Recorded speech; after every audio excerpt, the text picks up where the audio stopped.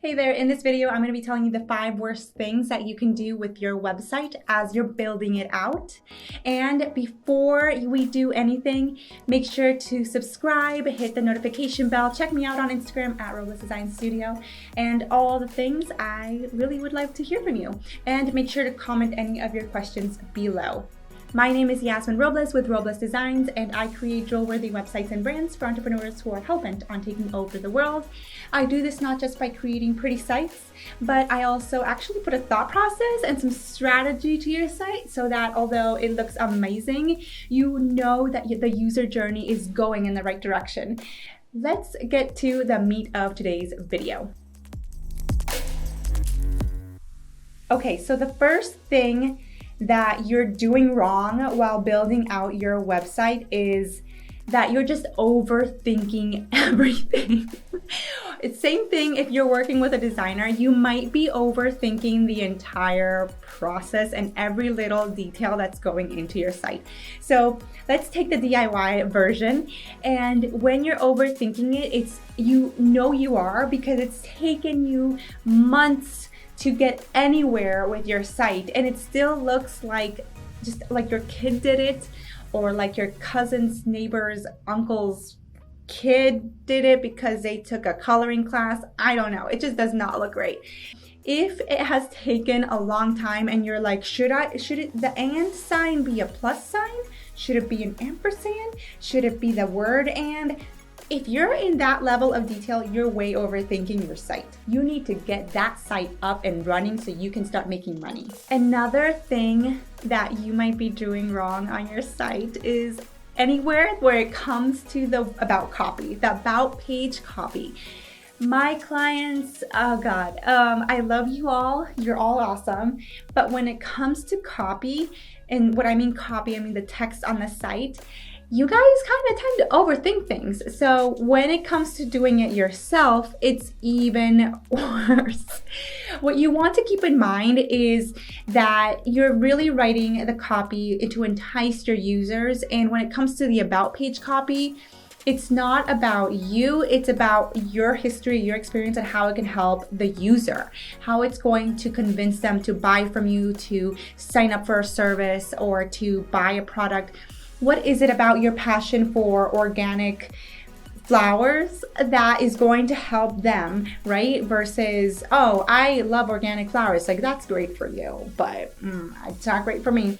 So you want to make sure that your copy is all about your target market, that every single word on there is something that they would say, is something that it's just something that would appeal to them.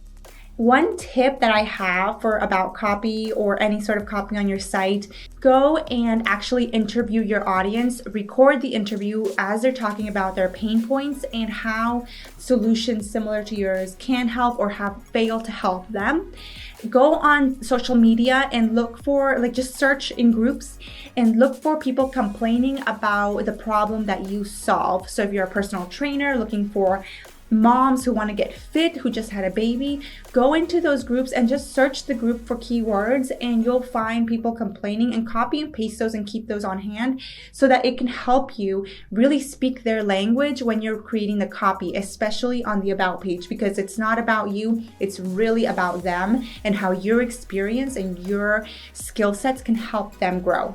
Another thing that people tend to just get wrong on a site is features versus benefits. And they tend to get this wrong on service pages or sales pages, but sometimes we do pull out services and kind of skill sets onto the homepage. It all depends on your business. Here's the thing, features and benefits are not the same thing. So features are things that I can check off a list that I got from you. So if you have a course and you are providing a monthly coaching call, a workbook, and like these things, in a pen, whatever it is, I can check it off the list when I get it. These are things that are not really emotional, yeah, I got a workbook, hooray. But they might be interesting for me to know, in a perk for me to sign up to work with you.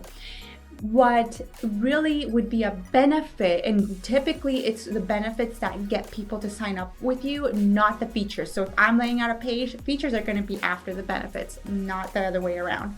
So benefits are the emotional stuff. So for example, if you are a personal trainer and you are running a promotion, or you're writing the copy, or whatever you're doing on your site, and you say, I'm going to give you 4 workouts per week, that's great. That's a feature.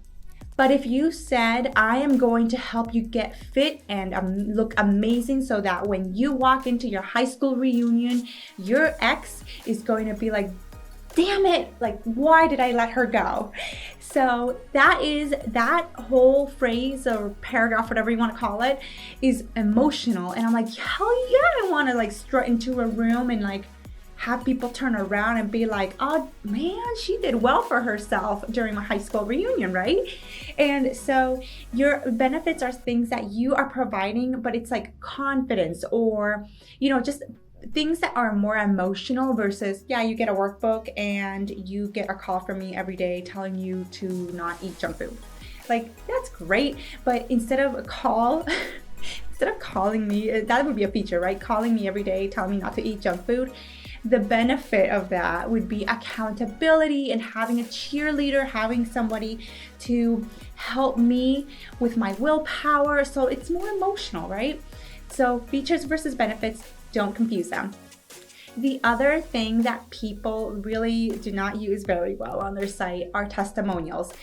I see this in different ways. So I see people create a page of testimonials, which is great, and they fill it in with all these testimonials, and they're like, yes, I got all these testimonials, awesome. They put it on the top navigation, and they're like, yeah, cool.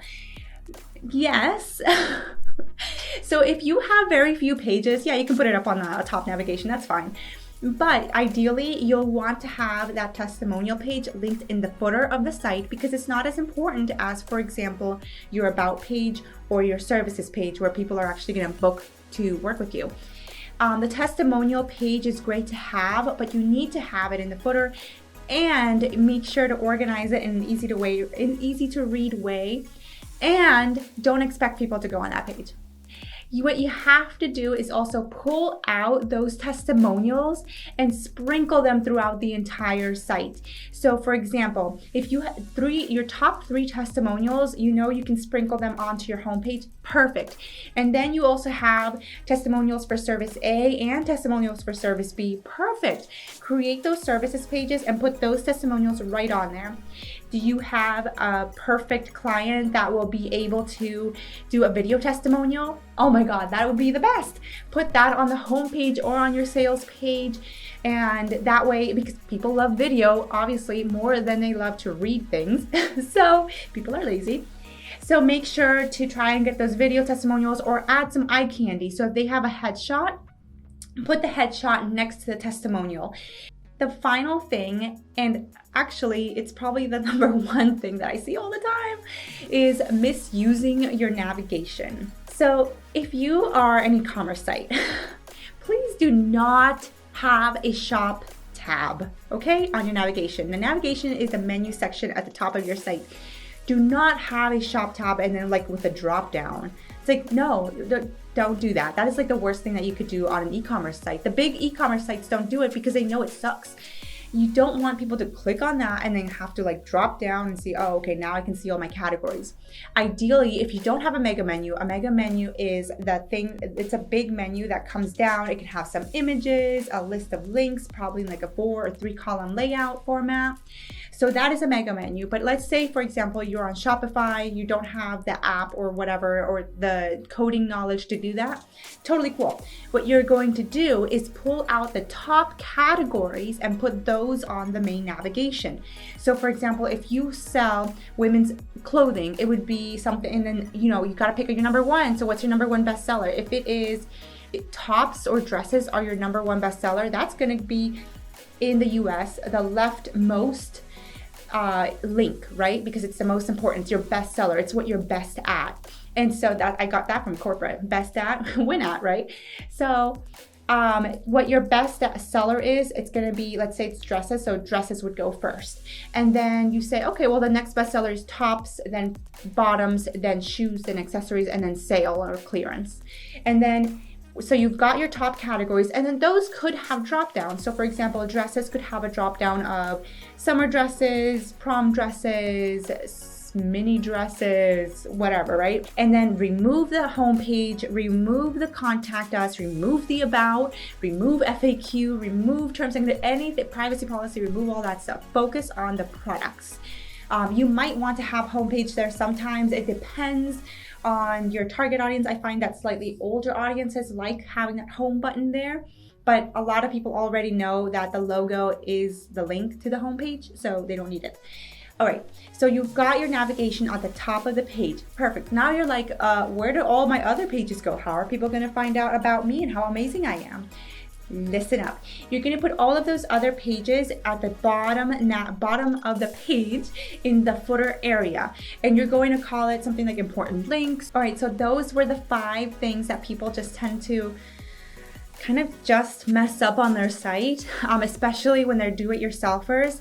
If you have any questions about the strategy on your website, make sure to check out my free website planning course, and the link will be wherever this is being posted. And make sure to send me any questions, put it in the comments, and let me know what kind of site you're building and what kind of, if you made any of these mistakes, what you did to fix them, and if it helped. If you have any other questions about your website or branding, let me know. Either I or one of my teammates can hop on here and talk about, how to get your website looking amazing. And with that, make sure to subscribe and click the notification bell. Follow me on Instagram at Roblox Design Studio. And yeah, that's pretty much it. See you in the next video. Bye.